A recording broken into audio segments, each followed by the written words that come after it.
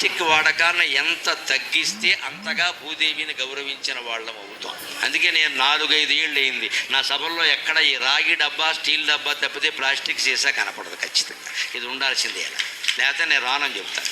ప్రపంచం అంతా చూస్తున్నారు, మనం ఆచరిస్తే అందరూ ఆచరిస్తారు. బయటికి వెడితే నేను ఖచ్చితంగా ఎవరున్నా లేకపోయినా పెద్ద సంచి పట్టుకుని వెళ్ళిపోతాను. నేను ఓ సంచి, ఇంట్లో వాళ్ళు కూడా పెడుతుంటే ఓ సంచి ఇచ్చేస్తాను వద్దన్నా సరే. ఎందుకంటే బయటికి వెడితే వంకాయలకు ఓ సంచి, కొత్తిమీరకు ఓ సంచి, గోంగూరకు ఓ సంచి, తోటకూరకు ఓ సంచి, ఇన్ని సంచులు పట్టుకొచ్చారు, ఎక్కడ మారేస్తారో తెలియదు. అవన్నీ ఒక్క సంచి కూడా పట్టుకెడితే అన్నీ తెచ్చుకోవచ్చు కదండి. ఇంటికి వచ్చాక కాస్త కింద కూర్చోగలిగితే కింద కూర్చొని, లేదా కుర్చీలో కూర్చొని ఆ మాత్రం బెండకాయలు దొండకాయలు కూడా వేరు చేసుకోలేమా అండి? అందుకు కూడా ఈ శరీరం సహకరించదా? దానికో సంచియా, దీనికో సంచియా, ఇవన్నీ పట్టుకెళ్ళి కింద పారేయడమా? ఈ చైతన్యం ముందు రావాలమ్మా. ఎందుకంటే ప్రపంచాన్ని వాళ్ళ నాశనం చేస్తున్నది plastic. Say no to plastic. Visakha నగరంలో సింగిల్ యూజ్ ప్లాస్టిక్ తయారీ, అమ్మకం, సరఫరా, వినియోగం పూర్తిగా నిషేధం.